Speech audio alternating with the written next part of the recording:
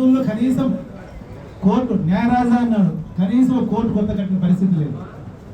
కేవలం పేరుకే రాజధాని. ఇవన్నీ అయిపోయి ఇప్పుడు అదే నాయకులు ఇంకా 5 ఏళ్ళు మాకు తెలంగాణలో ఉంటే మా భూములు అక్కడ ఉన్నాయి, ఇంకా బాగా డెవలప్ కావాలి కాబట్టి అదే రాజధానికి పెట్టండి అని చెప్పే పరిస్థితి. ఎవరైనా కూడా వాళ్ళ రాష్ట్రం అభివృద్ధి కావాలంటే తప్పకుండా రాజధాని కట్టుకొని రాజధాని అభివృద్ధి అవుతే ట్యాక్స్లు కావచ్చు, బిల్డింగ్లు కావచ్చు, రకరకాల రూపంలో ఆదాయం వచ్చే పరిస్థితి ఉంటుంది. కానీ ఈరోజు కేవలం రైతులు 33,000 ఎకరాలు ప్రభుత్వానికి ల్యాండ్ పూలింగ్ కింద ఇచ్చారని ఒకే ఒక ఉద్దేశంతో రాష్ట్రాన్ని నాశనం చేయాలి, రాజధాని నాశనం చేయాలని ఈరోజు పూర్తిగా నాశనం చేసే పరిస్థితి. ఇప్పటికైనా జగన్మోహన్ రెడ్డి గారు కళ్ళు తెలిసి ఎంతో కొంత రాజధాని ఏదని చెప్పి డెవలప్మెంట్కి పోతే బాగానే ఉంటుంది. కానీ ఇప్పుడు రాజధాని ఏరియాలో కనీసం జగన్మోహన్ రెడ్డి పార్టీకి డిపాజిట్ కూడా వచ్చే పరిస్థితి లేదు. ఈస్ట్ వెస్ట్ కానీ కృష్ణా గుంటూరు చాలా అసెంబ్లీ నియోజకవర్గాల్లో డిపాజిట్ కూడా వచ్చే పరిస్థితి లేదు. సింగిల్ డిజిట్ పడిపోయే పరిస్థితి ఈరోజు వచ్చింది అంటే ఆయన చేసిన అవినీతి, దౌర్జన్యం, దండుకోవడం, మైనింగ్ అయితే నేను ప్రతిదీ దీంట్లో లేదు అనుకున్నా. ఇంకా లిక్కర్లో అయితే విపరీతంగా దేశవ్యాప్తంగా అన్ని చోట్ల కూడా పేటిఎం రకరకాల కార్డ్స్ పనిచేస్తున్నాయి. ఆంధ్ర రాష్ట్రంలో మాత్రం లిక్కర్ మాత్రం క్యాషే. కేవలం 20% ప్రభుత్వానికి, 80% జగన్మోహన్ రెడ్డి పోయే పరిస్థితి. ఇవన్నీ కూడా ఏ విధంగా దోపిడీ జరిగిందో ప్రజలందరికీ కూడా తెలిసే పరిస్థితి. ఎవరూ ముసిపెట్టే పరిస్థితి లేదు. దీంతో పాటే ఒక కొత్త చట్టం తీసుకొచ్చాడు. 2 సంవత్సరాలు వంపి భూమిలోకి పోకపోతే అది ఎవరైనా కూడా ఆక్రమించుకోవచ్చు. దాన్ని కోర్టు పోవాలని కోర్టు పోయే పని లేదు.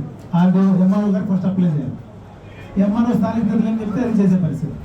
అక్కడ 2-3 ఏళ్ళు జరిగి మళ్ళీ ఆడ న్యాయం జరగదు. అక్కడ నుంచి మళ్ళీ ఆర్డీఓ, అక్కడ 2-3 ఏళ్ళు, అక్కడ నుంచి మళ్ళీ జాయింట్ కలెక్టర్, అక్కడ 2-3 ఇయర్స్, దాని తర్వాత కలెక్టర్, అక్కడ 2-3 ఇయర్స్. సో ఈ 10-12 ఏళ్లకు ఆ భూమా సమ్మె పూర్తిగా పారిపోయే పరిస్థితి. అప్పుడు హైకోర్టుకు వెళ్ళొచ్చాను. ఏ విధంగా ఒకసారి ఆలోచించండి. రేపు జగన్మోహన్ రెడ్డి ప్రభుత్వం మళ్ళీ వస్తే ఎవరి భూమి కూడా వాళ్ళ ఆధీనంలో ఉండదు. కేవలం వైసీపీ ఎమ్మెల్యేలు, నాయకుల చేతులకి మొత్తం భూములన్నీ కూడా పోతాయి. రైతులంతా కూడా ఒకసారి ఆలోచించాలి. ఇది చిన్న విషయం కాదు. మీ తాతల ముత్తాతల కాలం నుంచి ఎప్పటి నుంచో మీ భూములన్నీ ఉంటే కేవలం దాని నుండి కొట్టేసాకే ఈ జగన్మోహన్ రెడ్డి గారి జీవో తీసుకొచ్చారు. ఈ జీవోను కూడా ఆపకపోతే ఖచ్చితంగా ఎవ్వరు భూమి కూడా ఎకరా కాదు సెంటు కూడా మిగిలించే పరిస్థితి ఈ జగన్మోహన్ రెడ్డి ఉండరు. కాబట్టి రైతులు, ప్రజలంతా కూడా ఆలోచించాలి. ఆ జీవో తీసేసి ఇంతకుముందు ఏ విధంగా అయితే మనకి ఏదైనా తప్పు జరిగితే కోర్టుకు పోయి న్యాయం అడిగే పరిస్థితి అదే కరెక్టు. కాబట్టి ఇప్పటికైనా ప్రజలంతా స్పందించి ఈ సైకో జగన్మోహన్ రెడ్డి గారిని తరిమి కొట్టాలి. అదేవిధంగా ఇక్కడ స్థానిక రైతులంతా కూడా నా దృష్టికి తెచ్చారు. కనీసం ఎన్నికల సమయం ఇప్పటికైనా ప్రభుత్వం మేల్కొని ఏదైతే పవర్ షార్టేజ్ ఉందో దాన్ని తప్పకుండా పక్క రాష్ట్రాల నుంచి కొని ఇవ్వాలని చెప్పి డిమాండ్ చేస్తున్నాం. మన పక్క రాష్ట్రమైనటువంటి తెలంగాణలో రైతులకు 24 గంటలు కరెంట్ ఇస్తున్నారు.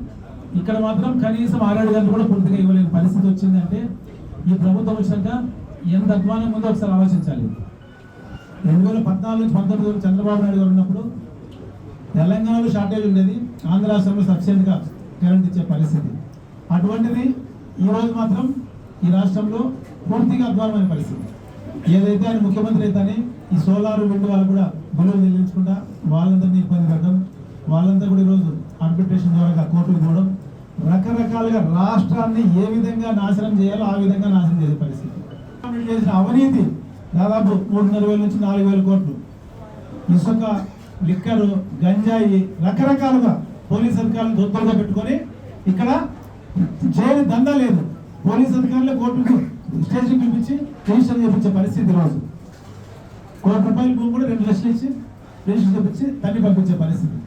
ధర్మవరంలో పాలేగాల రాజ్యం నడుస్తుంది కానీ ఎక్కడా కూడా ప్రజల పాలన నడచలేదు. కాబట్టి తప్పకుండా ఎవరెన్ని చెప్పినా ఈ వచ్చే ఎన్నికల్లో వెంకట్రామరెడ్డి ఏదైతే ఓటు వెళ్ళిపోతారో ఆయన బాధితులే ఖచ్చితంగా ఆయన బట్టలు చెప్పి తరిమి కొడతారని చెప్తున్నాం. కూడా ఇంకొక 4-5 రోజుల తర్వాత తాడుమర్రి మండలం ఫస్ట్ స్టార్ట్ చేస్తున్నాం క్యాన్వాస్. దాని తర్వాత Mudugubba, Battalapalli, Dharmavaram road, Dharmavaram town next week నుంచి స్టార్ట్ చేస్తాం. ఎవరిని చెప్పినా ధర్మవరం నియోజకవర్గం నుంచి ఎమ్మెల్యేగా నిలబడుతున్నాం. 1,00,000 మెజారిటీతో ఖచ్చితంగా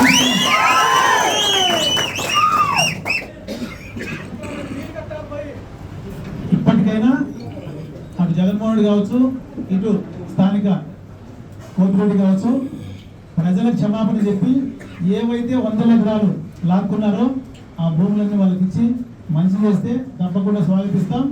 లేకపోతే చెప్పాం కదా, ఒక జడ్జి గారు ఒక డిఎస్పీ స్థాయి అధికారిని ఇక్కడ సిట్ వేసి తప్పకుండా అందరి కంప్లైంట్లు కూడా తీసుకొని నియోజకవర్గంలో ఎవరైతే ఇబ్బంది పడ్డారో వాళ్ళందరికీ కూడా తప్పకుండా న్యాయం చేస్తామని చెప్పి తెలియజేస్తున్నాం. Thank you.